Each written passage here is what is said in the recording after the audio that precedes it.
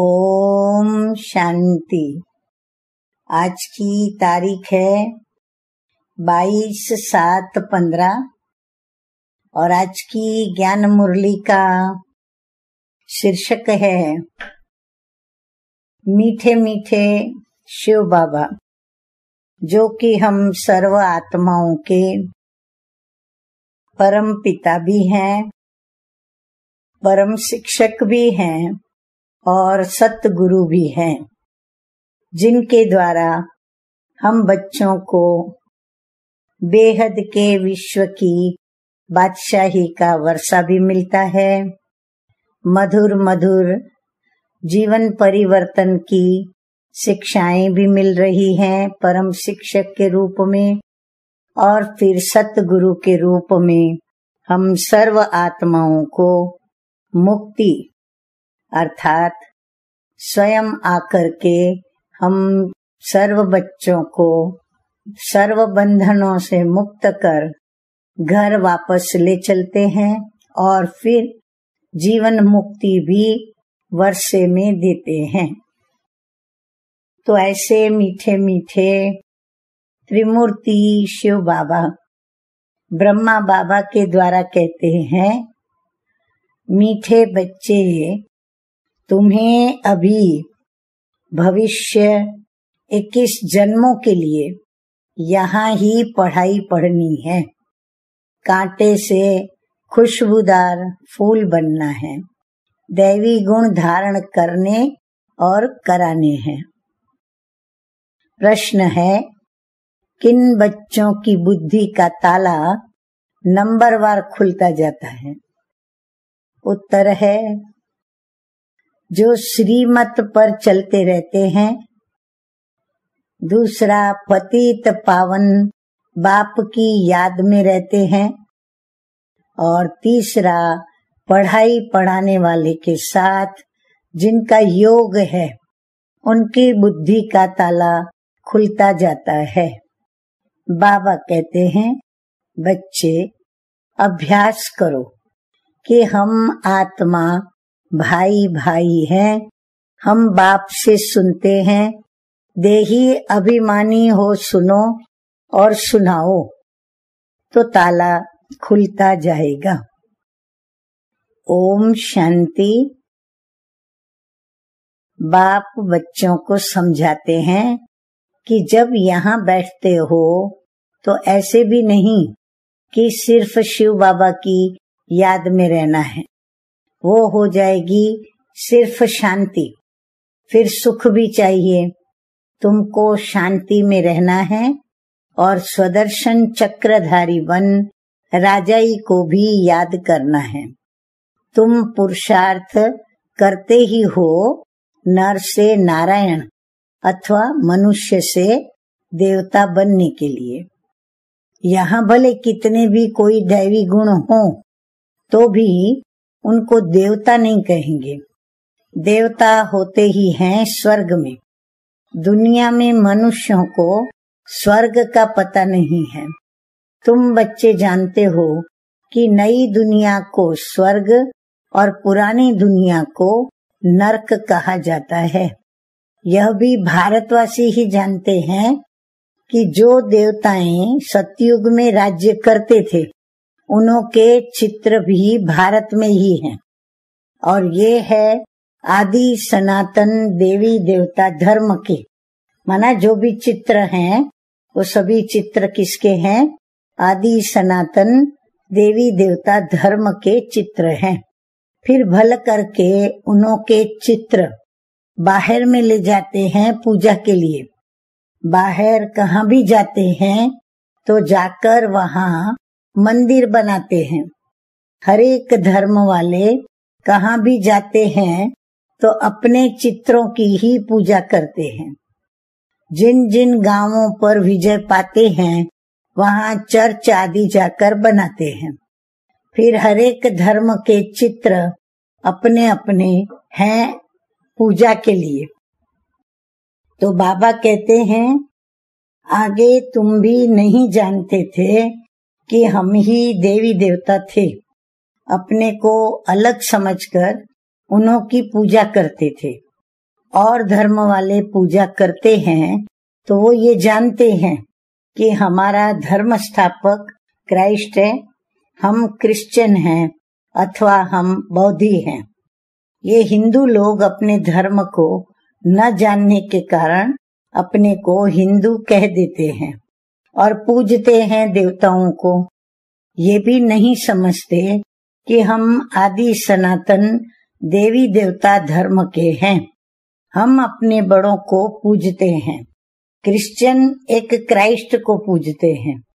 भारतवासियों को ये पता नहीं है कि हमारा धर्म कौन सा है और वो किसने और कब स्थापन किया था।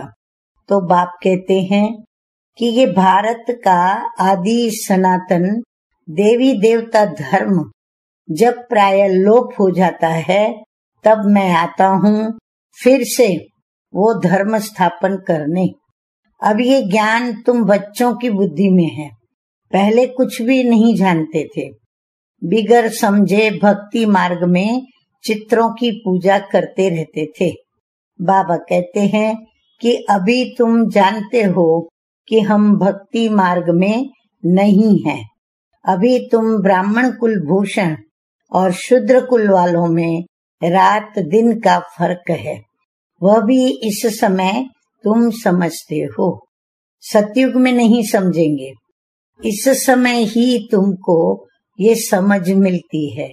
बाप आत्माओं को समझ देते हैं कि पुरानी दुनिया और नई दुनिया का तुम ब्राह्मणों को ही पता है।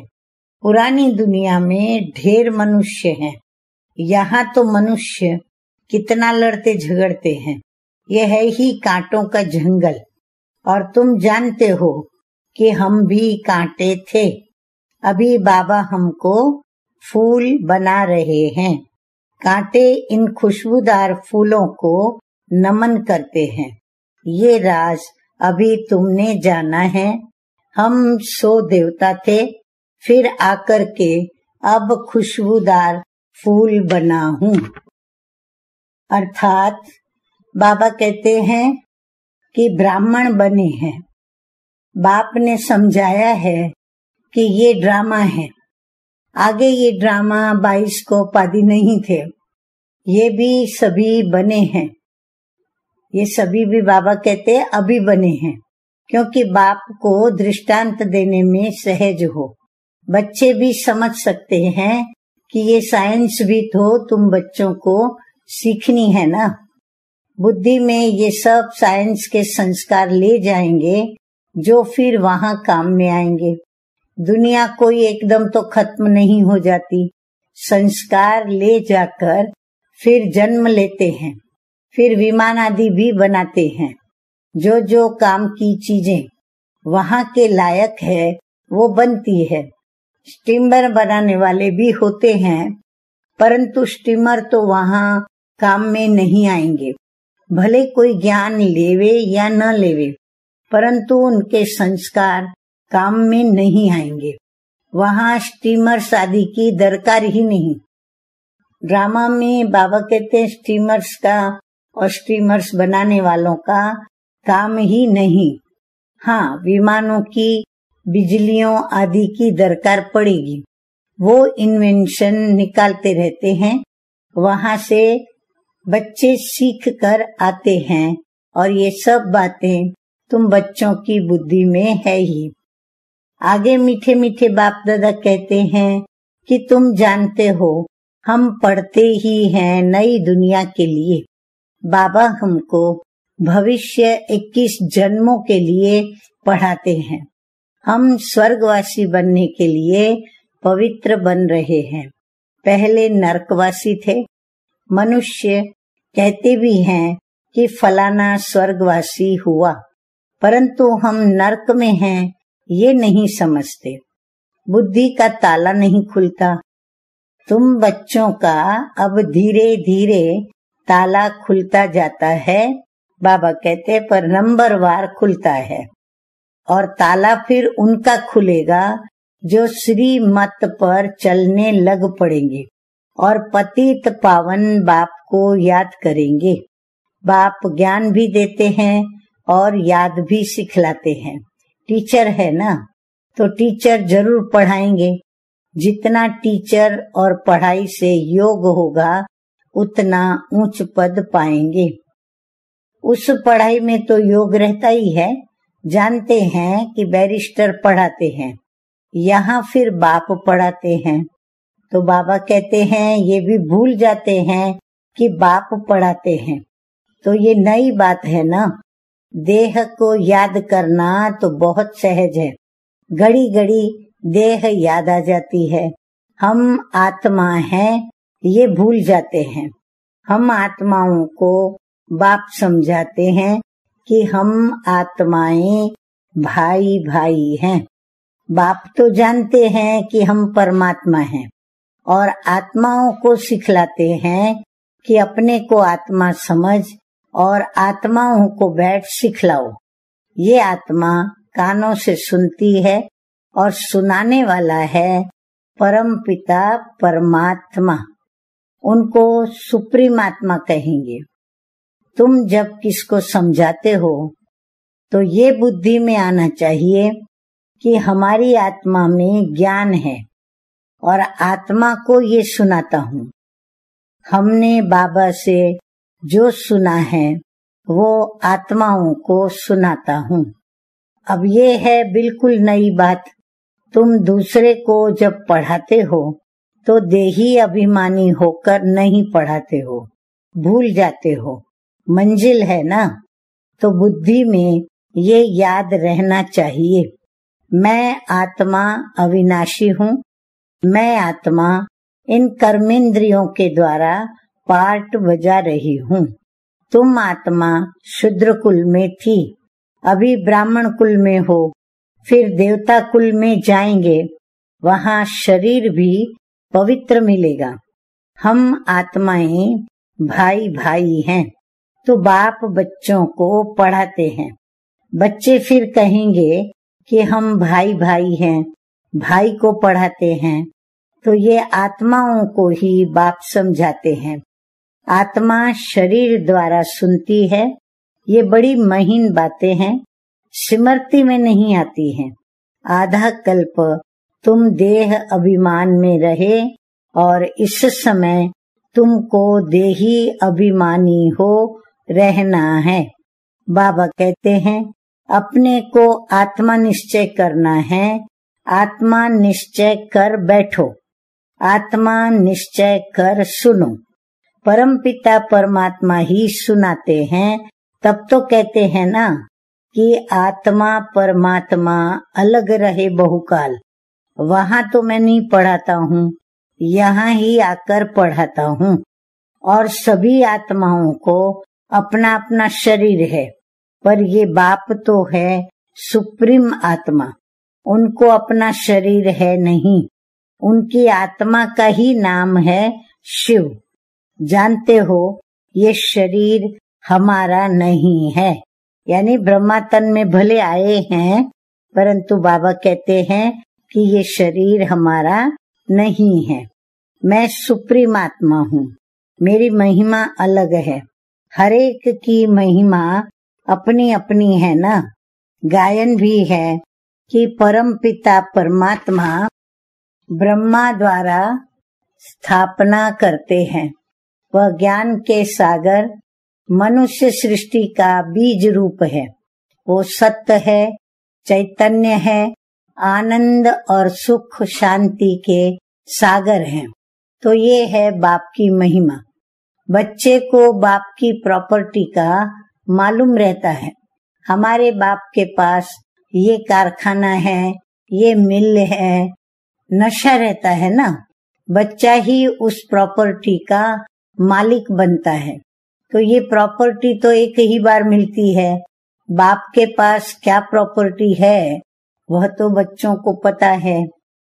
तो मीठे मीठे प्यारे प्यारे बाप दादा कहते हैं कि तुम आत्माएं तो अमर हो, कभी मृत्यु को नहीं पाती हो, प्रेम के सागर भी बनते हो। ये लक्ष्मी नारायण प्रेम के सागर हैं, कभी लड़ते झगड़ते नहीं। और यहाँ तो कितने लड़ते झगड़ते हैं। प्रेम में और ही घोटाला पड़ता है।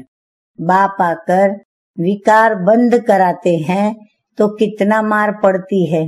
बाप कहते हैं बच्चे पावन बनो तो पावन दुनिया के मालिक बनेंगे। काम महाशत्रु है, इसलिए बाबा के पास आते हैं तो कहते हैं जो विकर्म किए हैं वह बता दो तो हल्का हो जाएगा। इसमें भी मुख्य विकार की बात है। बाप बच्चों के कल्याण अर्थ पूछते हैं। बाप को ही कहते हैं हे पतित पावन आओ, क्योंकि पतित विकार में जाने वालों को ही कहा जाता है।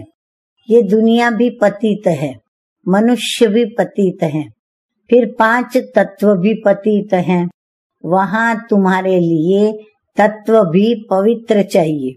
इस आसुरी पृथ्वी पर देवताओं की परछाई नहीं पड़ सकती।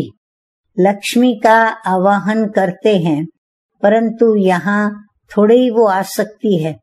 ये 5 तत्व भी पहले बदलने चाहिए। सतयुग है नई दुनिया और ये है पुरानी दुनिया।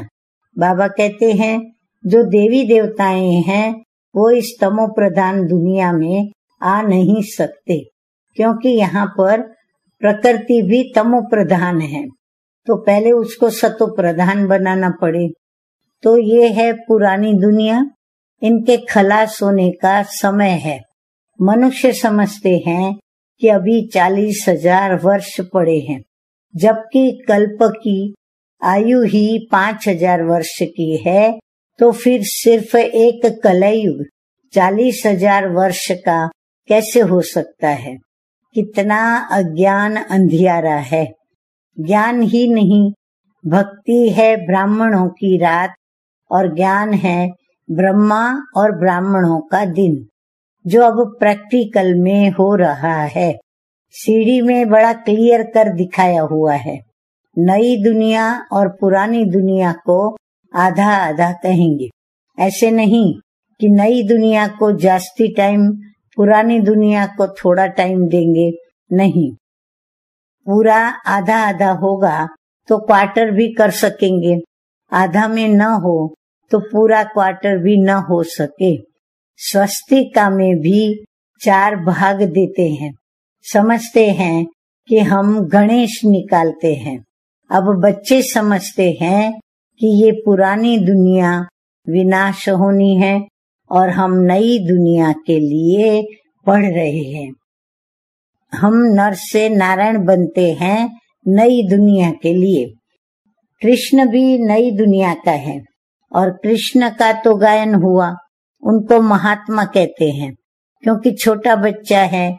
छोटे बच्चे प्यारे लगते हैं, बड़ों को इतना प्यार नहीं करते हैं जितना बाबा कहते हैं छोटों को करते हैं, क्योंकि सतो प्रधान अवस्था है और विकार की बदबू नहीं है।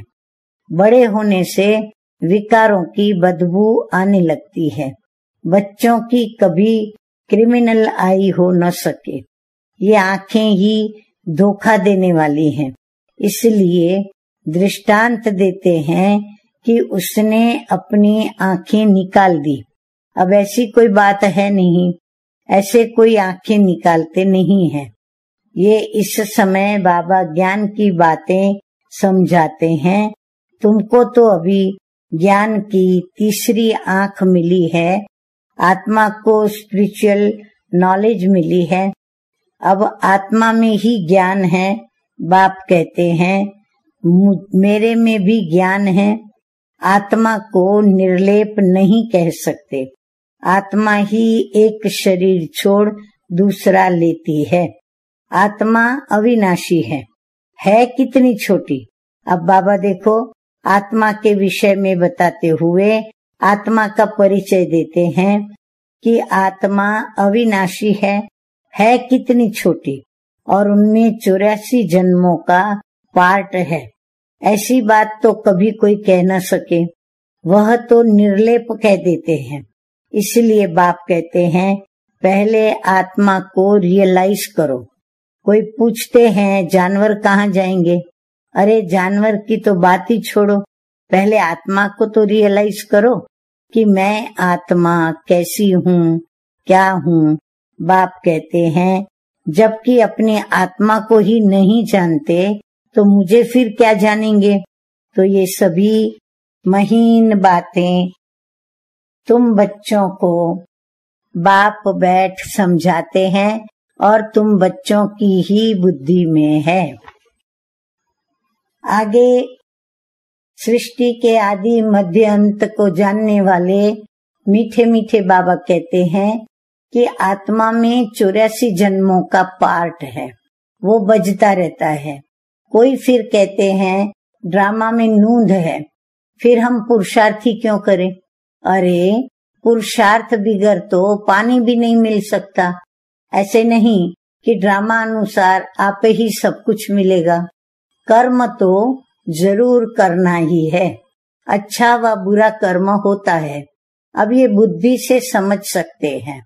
बाप कहते हैं कि ये रावण राज्य है और इसमें तुम्हारे कर्म विकर्म बन जाते हैं। वहाँ रावण राज्य ही नहीं जो विकर्म हो। बाबा कहते हैं कि मैं ही तुमको कर्म अकर्म और विकर्म की गति समझाता हूँ। वहाँ तुम्हारे कर्म अकर्म हो जाते हैं। कहाँ? सतयुग में कर्म अकर्म हो जाते हैं और रावण राज्य में कर्म विकर्म हो जाते हैं। गीता पाठी भी कभी ये अर्थ नहीं समझाते, वह तो सिर्फ पढ़कर सुनाते हैं। संस्कृत में श्लोक सुनाकर फिर हिंदी में अर्थ करते हैं। बाप कहते हैं कुछ कुछ अक्षर ठीक है, भगवानुवाच है, परंतु भगवान किसको कहा जाता है ये किसी को पता नहीं है। अच्छा मीठे मीठे सिकिलधे बच्चों प्रति माता पिता बाप दादा का याद प्यार और गुड मॉर्निंग। रूहानी बाप की रूहानी बच्चों को नमस्ते। हम रूहानी बच्चों का रूहानी बाप दादा को याद प्यार गुड मॉर्निंग और नमस्ते नमस्ते। अब हम सुनेंगे धारणा के लिए मुख्य सार की 2 बातें। नंबर 1 है बेहद बाप के प्रॉपर्टी की मैं आत्मा मालिक हूँ। जैसे बाप शांति पवित्रता और आनंद का सागर है, ऐसे मैं आत्मा मास्टर सागर हूँ। इस ही नशे में रहना है। नंबर 2 है बाबा कहते हैं कि ड्रामा कह पुरुषार्थ नहीं छोड़ना है, कर्म जरूर करने हैं। कर्म अकर्म और विकर्म की गति को समझकर सदा श्रेष्ठ कर्म ही करने हैं। मीठे मीठे सतगुरु बाप का वरदान। बाबा कहते हैं कि कहना सोचना और करना, इन तीनों को समान बनाने वाले ज्ञानी तो आत्मा भव। कहना सोचना और करना, इन तीनों को समान बनाने वाले ज्ञानी तो आत्मा भव। तो बाप कहते हैं कि अभी वानप्रस्थ अवस्था में जाने का समय समीप आ रहा है, इसलिए कमजोरियों के मेरेपन को व व्यर्थ के खेल को समाप्त कर कहना सोचना और करना तीनों को समान बनाओ, तब कहेंगे ज्ञान स्वरूप। जो ऐसे ज्ञान स्वरूप ज्ञानी तु आत्माएं हैं, उनका हर कर्म संस्कार गुण और कर्तव्य समर्थ बाप के समान होगा। वे कभी व्यर्थ के विचित्र खेल नहीं खेल सकते, सदा परमात्म मिलन के खेल में बिजी रहेंगे और एक बाप से मिलन मनाएंगे और औरों को भी बाप समान बनाएंगे। स्लोगन है आज का, सेवाओं का उमंग छोटी छोटी बीमारियों को मर्ज कर देता है।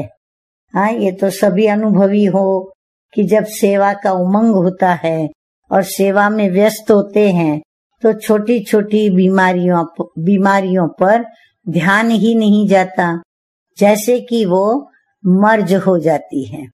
अच्छा, ओम शांति।